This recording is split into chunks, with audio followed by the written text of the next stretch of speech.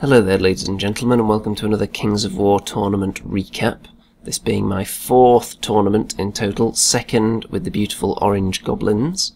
And this tournament was a little bit different for a couple of reasons. First of all, it was held at the Altrincham Gaming Club, which is a lot closer to me than the previous tournaments, being in the Manchester region.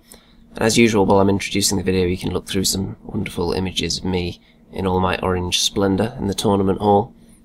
Another reason this tournament was different was that it was using closed lists, which is very, very interesting, having no idea what items you're going to be encountering on units until you actually engage them or force them to use it.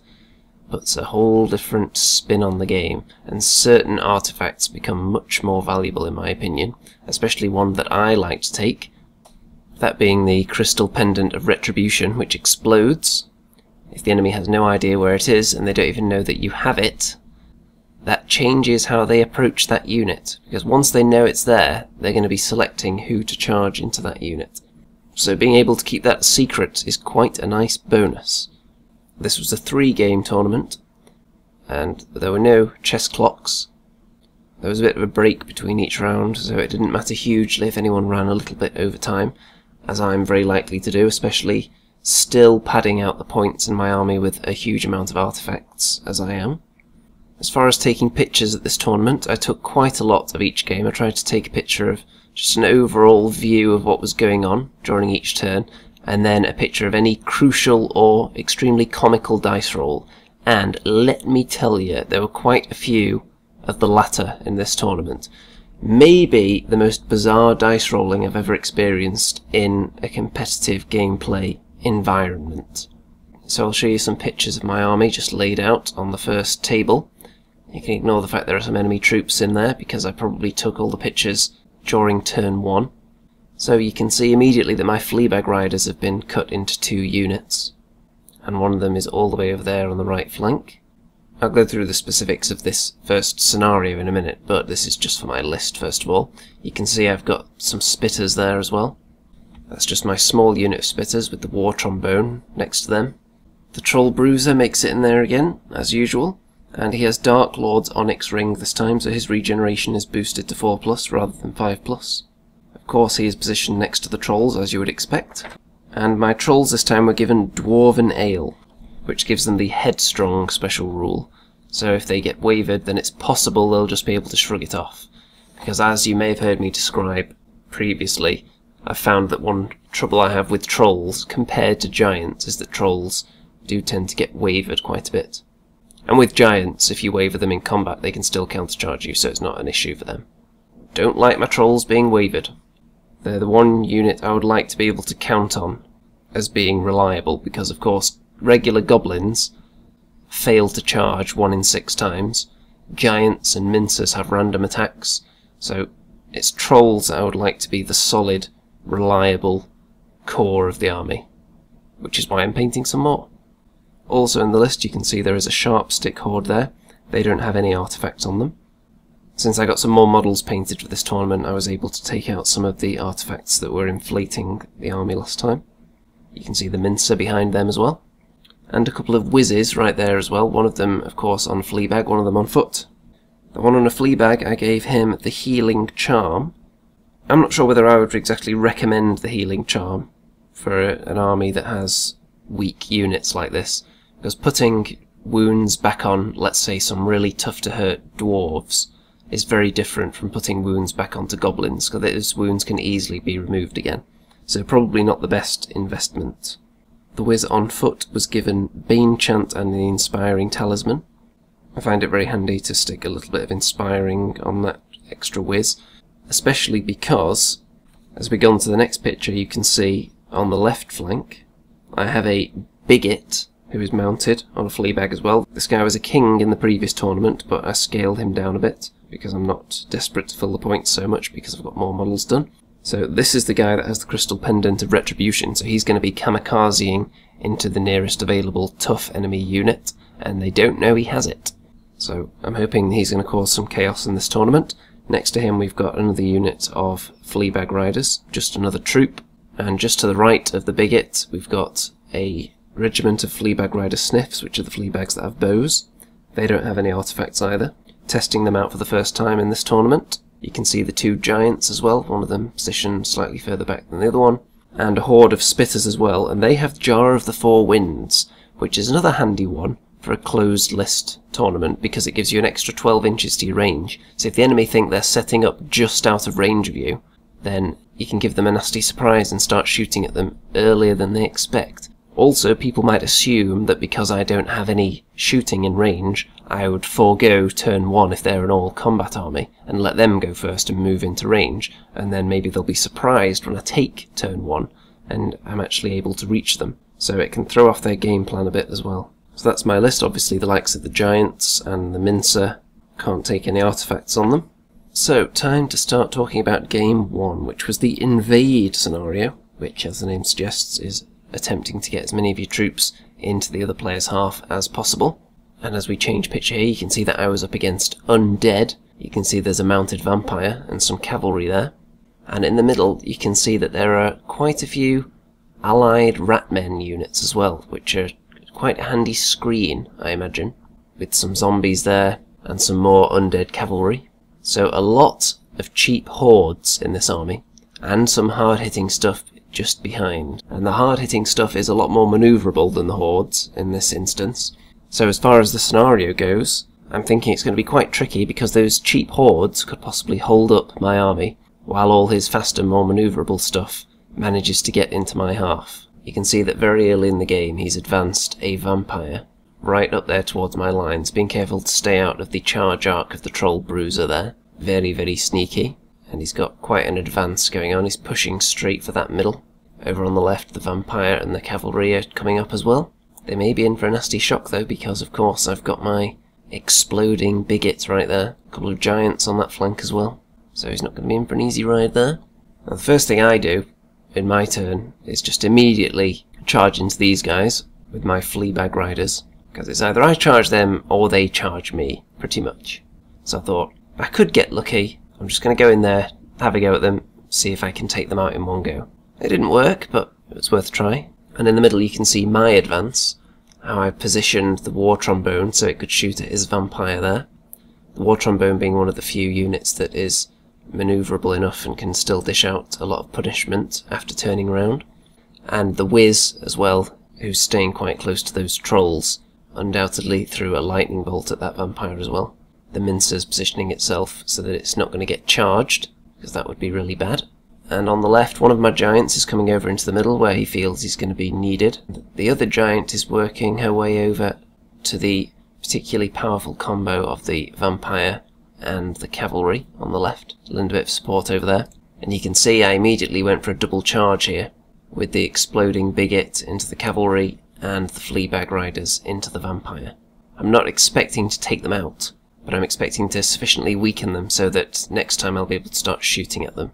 And of course with Kings of War, when you attack, you're the only one making attacks in your turn, so you're not going to get killed on your own turn, which means that he wouldn't then be able to charge off and attack my other troops. So he's going to have to kill me on his turn, meaning that I'm going to get at least one opportunity to shoot those units.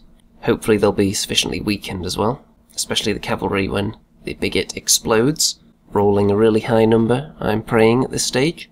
You can see in the middle here that I've really laid down the gauntlet, saying, you know what, rats, if you want to charge me, go for it, because I don't think you're going to take me out. And he obliges. You can see that some of the trees weren't removable from that base, so those rats are a little bit precariously positioned up in the air there as they charged into the troll Bruiser.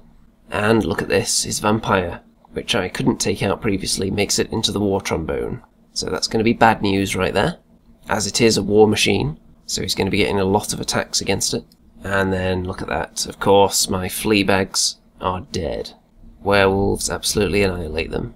And obviously the vampire just minces straight through the War Trombone with relative ease. And the vampire and cavalry make short work of my Biggit and the other Fleabag unit. You can see though that the cavalry have taken a few damage points from that explosive crystal pendant of Retribution, so he did his job. And here is the first of many bad dice rolls during this tournament. Not all of them for me, but many of them. You can see here that I double charged that rat unit with the Sharpsticks Horde and the trolls, put plenty of damage on them, So it was quite unlikely that they would survive, but look at that dice roll there, I rolled a 3, which was just not enough to get rid of them. I think I may have wavered them, but again that's not really enough with all these other units converging on this position, and he's managed to take out some of my units, so I really needed to clear out this area and prepare for the flanks. And my Fleabag Sniffs there, they realised there was no position they could take where they wouldn't be charged because his cavalry were positioned on the other side of them. So they decided instead of shooting, they might as well just try and charge those zombies. Which they did. Put a bit of damage, as you can see there. The second hilarious dice roll of the game, my Troll Bruiser. Attacked in the front by the rats, attacked in the flank by werewolves. Look at all that damage on him. 20 damage. His nerve is only 12 and 15, so anything but a double 1, and of course it was a double 1, on those lovely Games Workshop Orc dice. Serves him right for using those at a Kings of War tournament, I say. So it's 1 each so far on terrible dice rolls. You can see a nice general overview here. His vampire has actually charged my Mincer in the rear, but failed to do enough to remove it. So it is going to be able to do something in my turn. You can see how annoying it is that that unit of ratmen there survived, because they're really holding up my potential for making charges. And you can see how annoying it is for him that the Troll Bruiser survived, because he would really like to recharge those trolls, I bet. Also, of course, the Troll Bruiser is providing inspiration to the trolls while he's alive as well, so it's a double whammy. And you can see the health of those two troll units has improved on my turn with their regenerative abilities. The Bruiser hasn't improved to any great extent, so he's still going to be on double 1s the next time he takes any damage. But you can see that I do actually clear off that unit of ratmen finally, leaving me open to get charged, very likely. Just to give you some idea of my positioning here, I've got a wizard sneaking around the side there, because of course the idea of the scenario is to get into the opponent's half, so I'm not neglecting that fact. You can see that the Mincer and those zombies are having a bit of a showdown. But the way all these units are positioned, it's getting quite congested and difficult to move around in there because there are a few pieces of terrain blocking the way. And then the large amount of hordes that he's got is making it quite difficult. Over on this side, he'd positioned his vampire in a rather sneaky manner to flank charge my Spitter horde, possibly, or my wizard.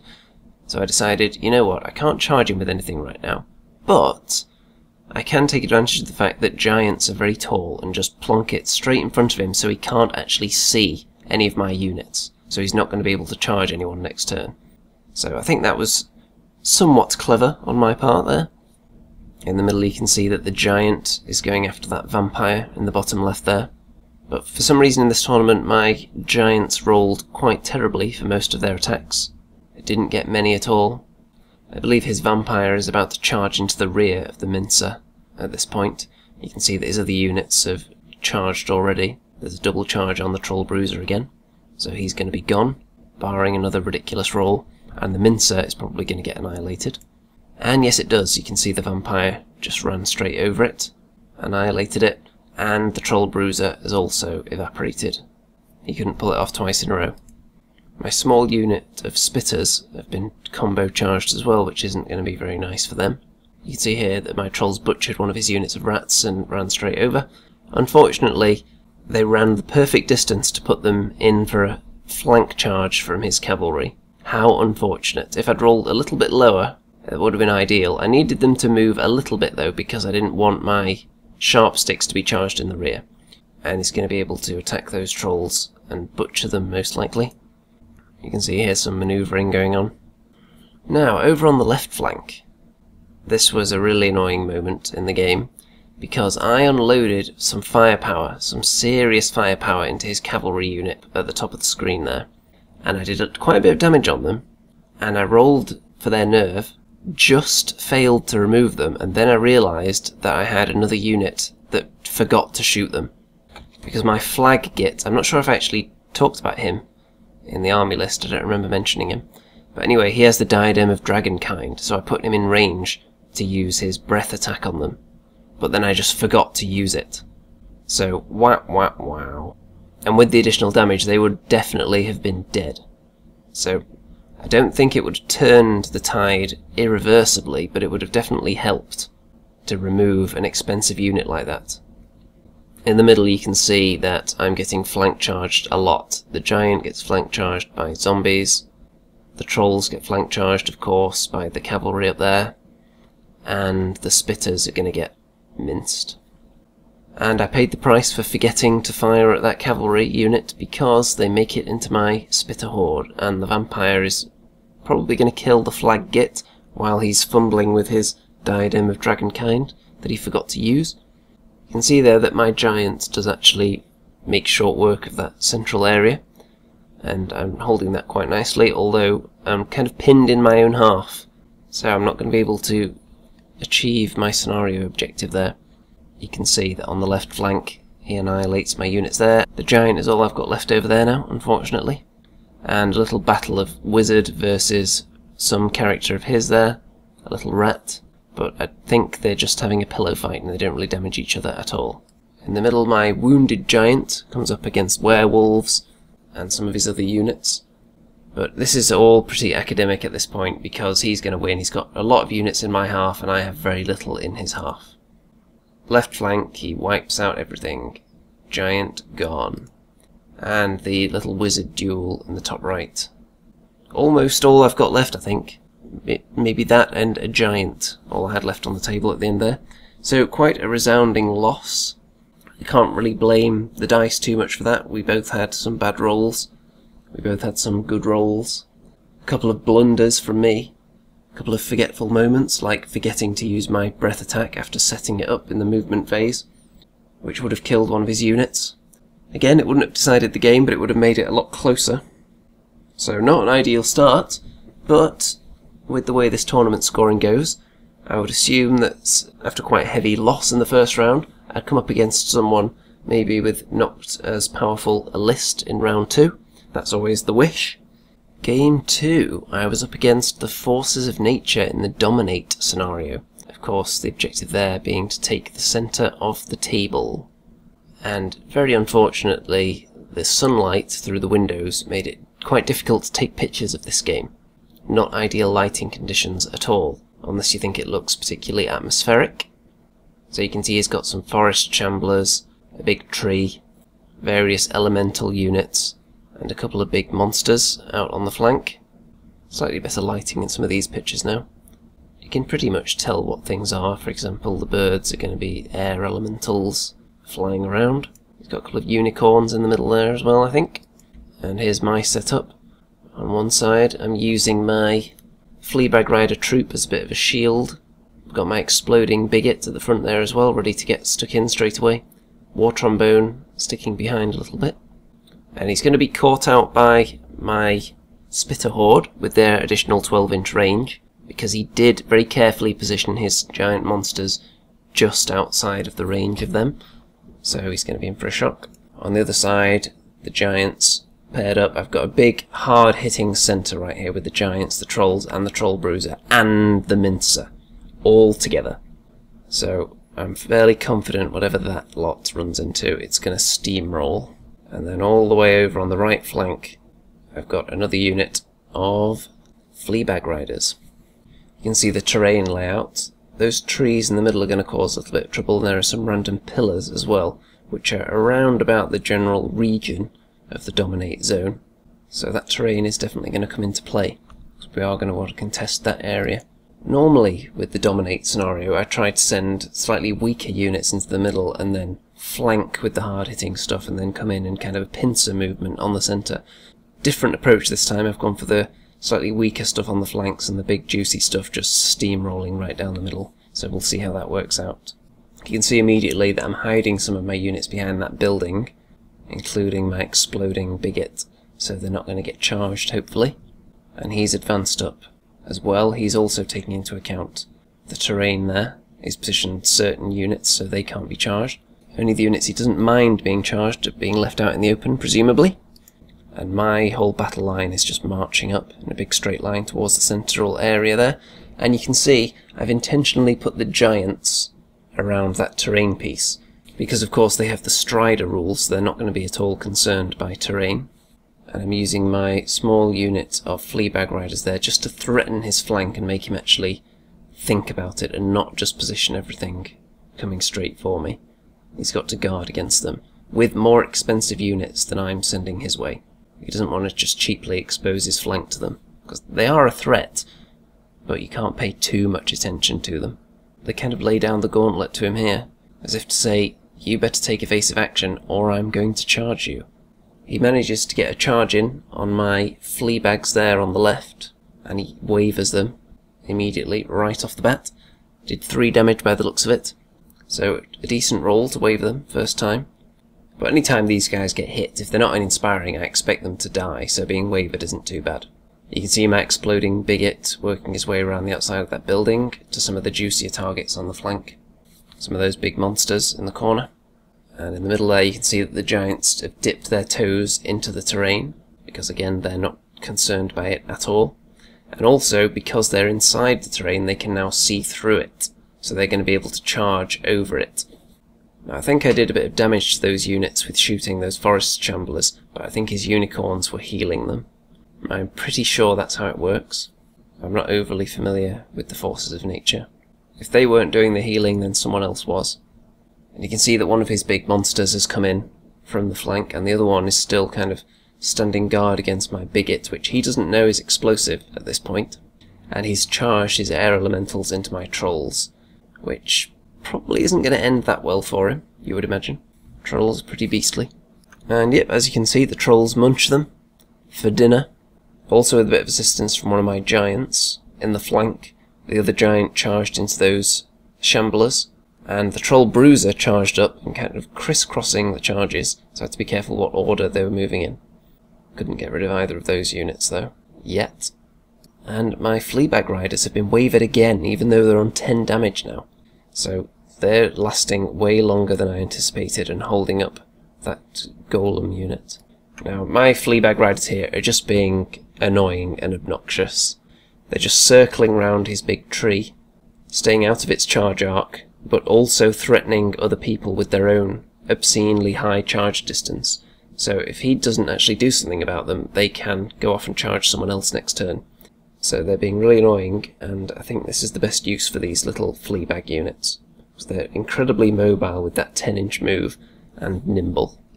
A nice overview of the battlefield here. You can see that my Biggit has got into his huge monster there in the top left. So when that explodes, that's going to cause him some pain.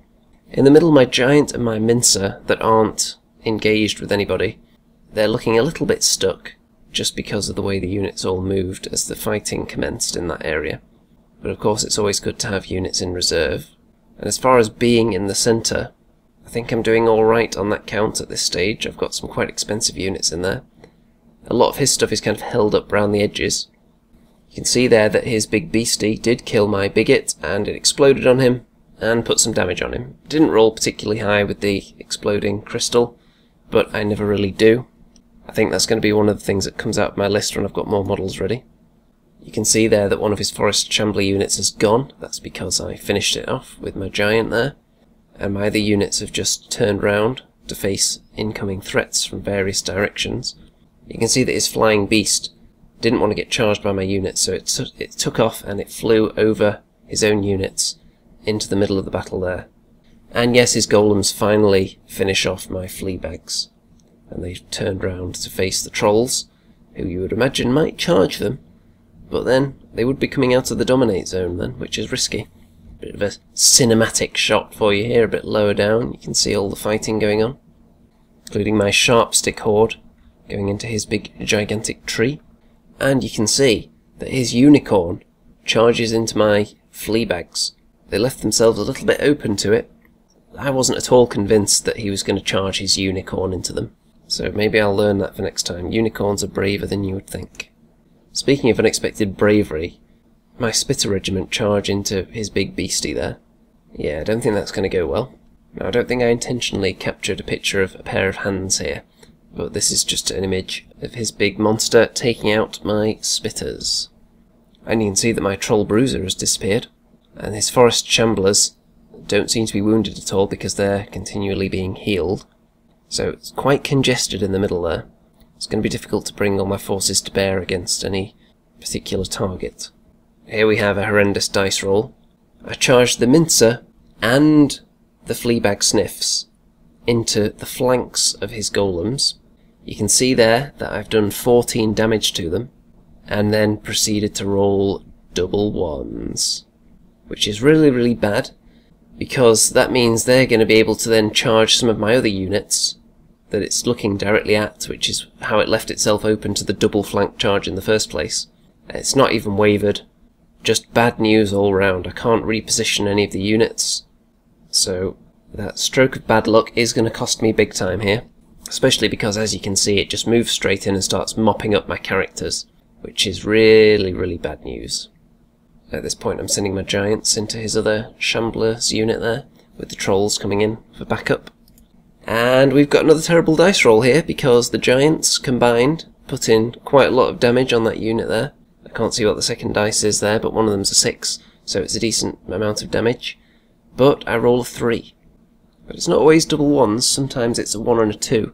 Still really bad dice rolling.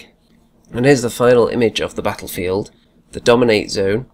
I've got quite a lot of units in there, but unfortunately he's also got quite a lot of points in there as well, because he's got his big giant tree dude, he's got his shamblers. So sadly, even though I think I probably should have won this one, it ended up as a draw. I think I used my troops relatively well. Had it not been for those 2 atrocious nerve rolls towards the end, I think it would have definitely been a win for me. But that's just how it goes sometimes. So moving into the third game. Now this is the loot scenario. The loot, of course, being where you pick up the objectives and carry them round, and you want to end the game with as many of those as possible in the possession of your units. And against undead for the second time today. You can see on his right flank he's got a couple of units of werewolves. Now I can't remember exactly what all these units represent, but I think he's got some revenants in there and some ghouls. Catapult on the hill, more ghouls and some cavalry. I think all of the skeleton looking units are revenants. I'm not 100% sure though. And the way I've set up, I've got this little compact block here in the bottom left, where I've got my exploding Biggit, some Fleabags, and my Sharpsticks, because there's one of the loot markers right there, so I want to be able to charge beyond it, and then possibly pick it up with my Sharpsticks. That's the plan there, so a couple of fast units in front. You can see the rest of my battle line there. I'm really focusing on that central one. I've really got my eye on that, sending most of my units in that general direction, with the giants again lined up with the terrain since they ignore it. So they're just going to be fighting around that hedge wherever possible, because the enemy are going to be hindered and they're not. The Mincer hanging back as usual, a tad. I could have possibly left myself a bit more space here for the trolls, because it's going to be a little bit of a tight squeeze. And then over on the right, the only thing I've put over there, against all those werewolves, is 1 unit of Fleabag riders. And I'm pretty much sacrificing that loot marker. I just want to distract those werewolves, essentially. I'm not going to be able to hold them up for long in a fight, so I'm just going to try and annoy them a bit and run around and not get killed. Keep them out of the fight for a while, because they're quite scary. You can see my very congested advance here, and the trolls have already taken some damage there. I think that was from his catapults, which rolled remarkably well in this game, actually, the catapults. They seem to hit the majority of the time, even though they hit on 5s. Here you can see my exploding Biggit has gone straight into his cavalry unit there.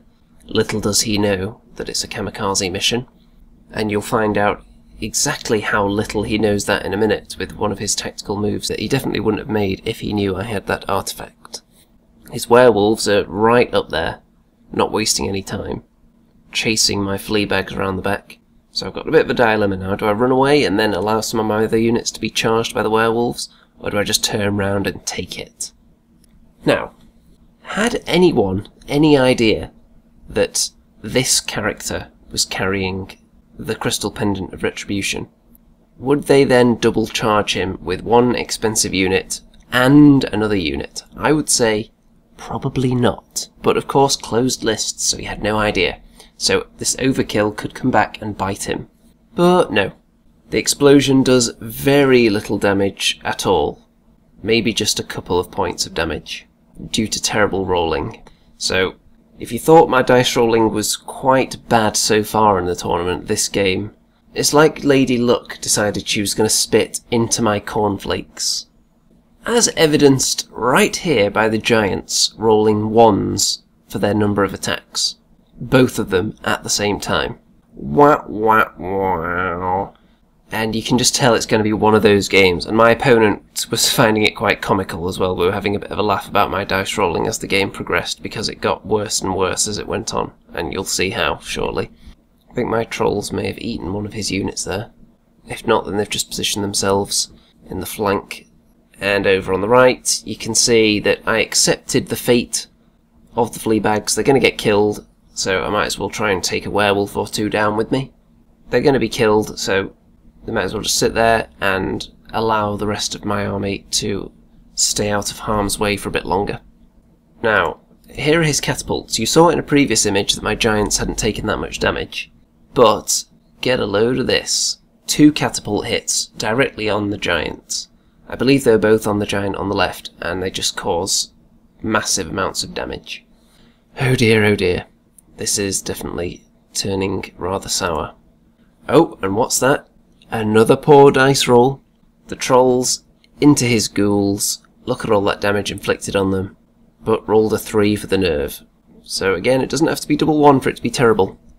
And what's this? My Sharpsticks, while carrying a loot marker, charge into his unit of skeletons or revenants right there, put a mammoth amount of damage on them, but roll a 3 as well. Wow, wow. So that's a really, really bad time for that to happen. Because when a unit's carrying the loot marker, you need everything to go well to keep it on them, because they've got a huge bullseye on them. So that's not going to bode well for them. And his ghouls that by rights should probably be dead, when they attack my trolls, they manage to waver them. Oh dear, oh dear. And you can see here that my Sharpsticks are going to get double charged by 1 unit that should probably be dead, and a powerful cavalry unit right there. And in spite of the fact that they only put 7 damage onto this horde, they managed to roll a double 6 and waver them. So I now have a wavered unit carrying the loot marker with no backup. Oh dear. Oh, and I have a unit firing at his catapult, which puts a decent amount of damage on it, and then rolls a 3 for the nerve. If it wasn't so depressing, I think I would have been on the floor laughing at this point. I think I was almost on the floor laughing anyway, in spite of the crippling depression that was brought on by this. So you think it's comical already? Well, how about this? The Troll Bruiser in the rear, more damage on those ghouls. Roll the 3 again. I think I'm going to need some serious therapy just going over these pictures. It's no wonder I left it weeks before going back to make the video. Now, you can see there that we're in turn 5. I have a wavered unit with the loot. I have a unit with the loot in the middle there, those Fleabag Sniffs, and it doesn't look like they've taken any damage yet. But on the right flank, I do believe that one of his werewolf units has some loot, and I'm never going to catch them. So it's in the balance, but despite all the terrible dice rolls, I think I'm doing alright. You can see that my giant's just trying to kill off some of his characters in the middle there. Only managed to stick wavering on them, I think, which is going to hold up my giants for a bit longer and stop them getting into the juicier targets. Now, I do get a little bit of balance from the universe here, because he goes into my trolls with a unit that should have been dead twice. He puts a lot of damage on the trolls, but rolls a double 1. So, I've been paid back a little bit there by the gods of fate. And then the trolls, with their regeneration, they get back a ton of those wounds and then immediately just kill the unit along with the Bruiser. And the giant clearly killed whatever he was fighting as well. You can see here that I've got some units making a beeline for his catapult because it's just causing havoc, continually rolling successful hits, but you can see one of them is actually dead by this point though, so that's good, although it should have been dead sooner. He manages to get into the rear of my Sharpstick Horde. That might be a Lycanis, that guy there, I think it is. So he kills them in combat and takes the loot marker off them. Oh dear, so he now has 2, I have 1 on the Sniffs. It's going to be very difficult for me to get any charges in on that guy because he's quite mobile, so I'm going to have to rely on that war trombone to get him. His werewolves that were previously occupied with my Fleabags on the right flank, these are the ones that don't have the loot, they decided to come steaming in and go after my units. They're having to go for his Lycanis, so I have to pretty much ignore everything else and just go all out. The War Trombone does put some damage on it, you can see there, but not enough. And his werewolves completely kill off my spitters there, so that's less shooting. It's looking more and more difficult for me. And you can see his werewolves there. I did send my trolls after him a little bit, to see if he was maybe going to be forgetful and just not move them and just sit there and get charged, but no, he decided to run off with the loot. So my giants are just kind of sitting in the middle, picking their noses, along with the troll bruiser, not much for them to do. And there's the final state of play right there. So I've got quite a few things left alive, quite a few expensive units alive. Most of my troops and hordes and regiments are gone. He's got a few things left. I did outkill him by a couple of 100 points, but unfortunately he's got 2 of the loot markers. So, all in all, that game, I think it's safe to say I probably should have won that one. Considering the amount of obscenely poor dice rolls, surely I must have won that game if they'd gone to just average, I would say. Okay, average rolls definitely would have given me a win. Below average rolls would have given me a very probable win. Obscenely poor rolls, which is what they were, conspired to give me a loss. The fact that no matter how much damage you pile onto a unit, there is still a chance that you can just roll really badly, is one of the things I really do like about Kings of War, though, because it does give you hilarious, memorable moments. Like this final game wouldn't have been anywhere near as comical if it weren't for those obscenely bad rolls. Next time I'm matched up against this guy in a tournament, we're going to have something to laugh about from the past. And really, that's what it's all about, it's just having fun. So even though in this game it's certainly cost me, Kings of War would be a lesser game in my opinion if they removed those elements of luck. So I didn't get the wooden spoon or anything, because I did get a draw. I'm sure there were a couple of people that lost every game. All in all, it was a very friendly experience. I think the whole tournament hall was the same. I didn't hear of any punches being thrown. No armies flying across the room, no tables being flipped. All my opponents showed pretty good sportsmanship throughout. I'd like to think I did as well. I think I always do generally, because I don't take the game too seriously while it's going on. And I usually trust my opponent. If anyone tries to steal an extra inch on their movement, it's not going to bother me too greatly. So, I think overall my army still lacks reliable, hard-hitting units, which is why as soon as this tournament was over, I immediately started planning to purchase and paint another troll horde, which is what I've done. Because the regular goblins don't hit very hard, the giants are too unreliable with their amount of attacks, the Mincer's the same, and it's also quite difficult to actually get the Mincer into a position to be effective in the first place, since it really needs to be charging, and it can't afford to be hit back at all, especially not in the flank or the rear. It's not really fast enough to guarantee that you're going to be able to get that charge, unless you really heavily screen it. War Trombone is obviously amazing. People do tend to spam them, but I don't really like spamming units. So maybe I'll get a second one at some point, but I wouldn't go more than that. I've also got some artillery painted, the rock thrower and the spear thrower as well, so I'm going to have to try them out. So I think with some long-range, potentially devastating firepower, and the extra trolls in there, I think maybe the army will have a little bit more punch. Also, having another unit of trolls will make the troll bruiser more effective because he's inspiring 2 units instead of 1.